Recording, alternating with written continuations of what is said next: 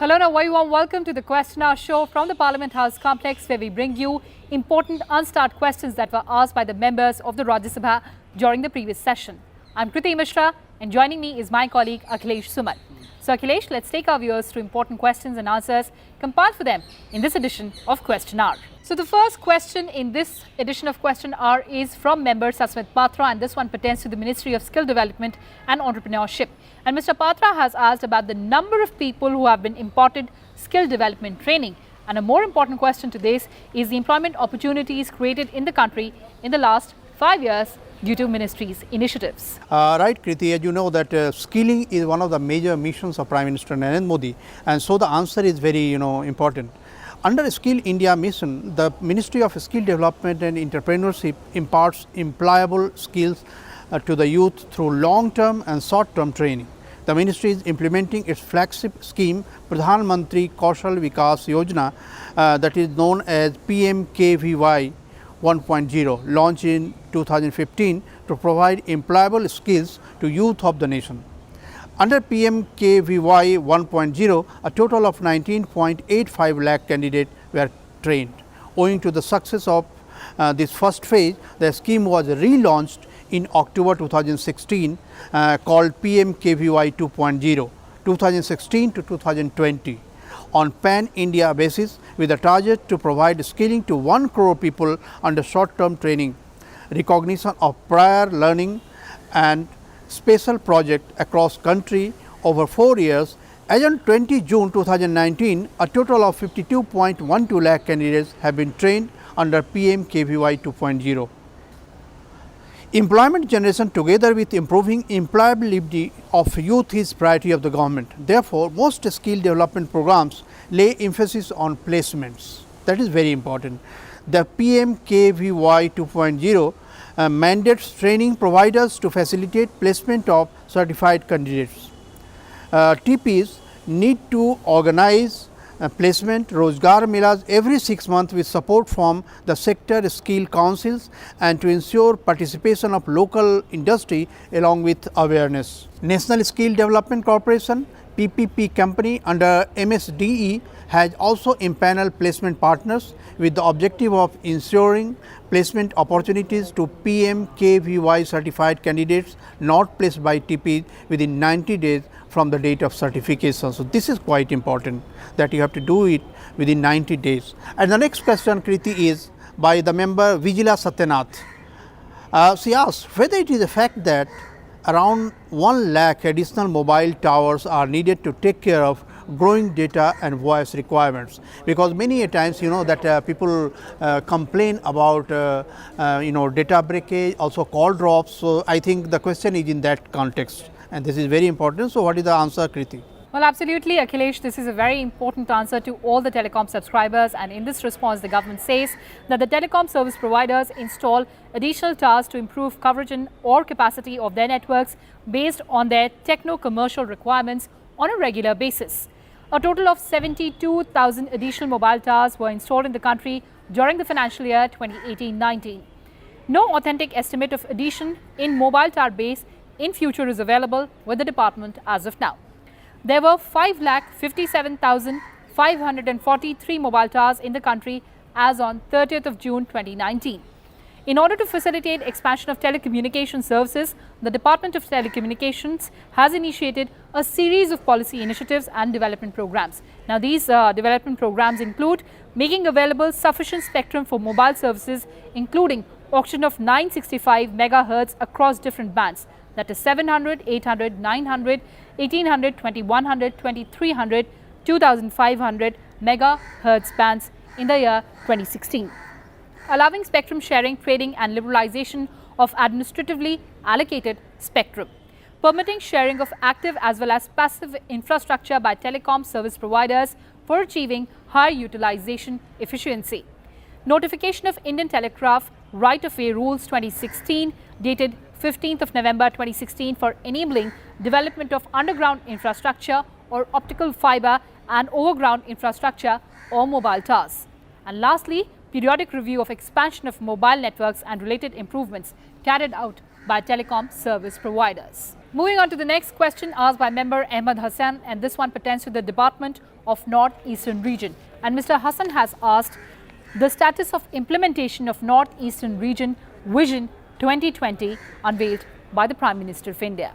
And as you know, the Kriti, that Rajya Sabha is the Council of States, and Rajya Sabha takes care of the concerns of states, and that is why the question is very pertinent as far as northeastern states are concerned. So the minister says that Northeastern Region Vision 2020 document provides an overarching framework for the development of Northeastern region to bring it at par with other developed regions, under which different ministries, including Ministry of Development of Northeastern region, have undertaken various initiatives. So it's quite attention it has got. The outlays by central ministries in Northeastern region have increased substantially. Mandatory earmarking of at least 10% of GBS of central ministries departments for Northeastern region and creation of non-lapsable central pool of resources has augmented resource flow to the region. There has been a sharp rise in provisional expenditure subject to final weighting by Ministry of Finance by central ministries in the Northeastern region by 83% from rupees 24,819.18 crore in 2014-15 to 45,518.14 crore in 2018-19. An allocation of 59,369.90 crore during 2019-20 has been made for the Northeastern region, including Ministry of Donor. Strengthening infrastructure and connectivity is a major thrust area identified by the vision document. Several connectivity initiatives have been undertaken in the recent past.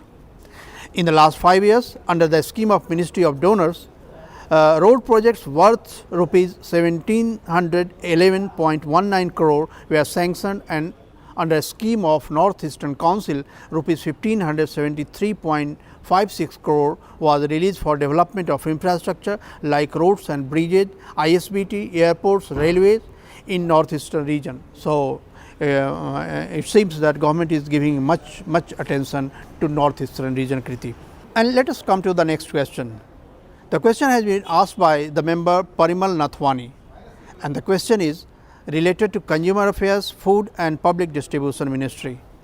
The question is whether government is aware that food grains are wasted every year during the rainy season due to lack of proper storage facilities.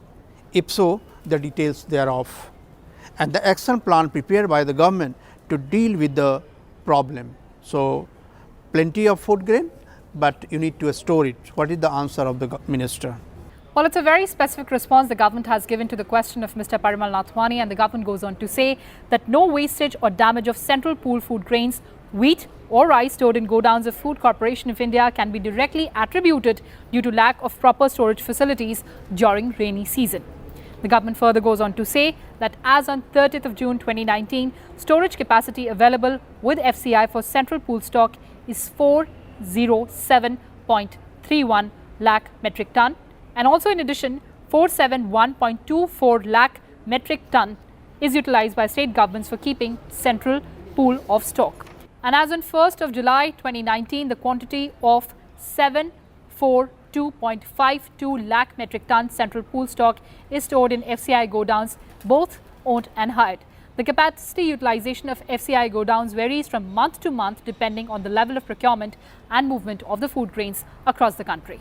Let's move on to the next question, and this one has been asked by member Vijay Goel, and this one also pertains to the Ministry of Consumer Affairs, Food and Public Distribution. And Mr. Goel has asked whether the government proposes to introduce one nation, one ration card to help migrant workers, and also the tentative date by which that said scheme is proposed to be implemented. Right, Kriti. The government says to sustain the reforms brought in by scheme on end-to-end computerization of targeted public distribution system, that is also known as TPDS operations, the Department of Food and Public Distribution has launched the new scheme, namely Integrated Management of Public Distribution System, for implementation during 2018-19 and 2019-20. The main objective of the scheme is to introduce nationwide portability of ration card. This is very important. Under National Food Security Act 2013, to lift under entitlement food grains from any FPS in the country without the need to obtain a new ration card by integrating the existing PDS system, portals of a state, UTs with central system portals, etc. And you know that with Aadhaar number everyone is having, I think this portability is quite easy now. Keeping in view the physical progress under ongoing scheme and readiness for implementation of national portability in few states, it has been decided to implement interstate national portability on a pilot basis in few states shortly. Further, as and when any state UT achieve the readiness, it will be added on the national portability platform public distribution system network to provide the benefit of national interstate portability to all ration card holders under NFSA. Presently, NFSA provides the coverage of 81.34 crore persons across the country. So, work is going on. And the next question, Kriti, is raised by Muhammad Nadimul Haq. And the question is again pertaining to consumer affairs, food and public distribution. He has asked whether the government is thinking of coming up with a legislation on direct selling.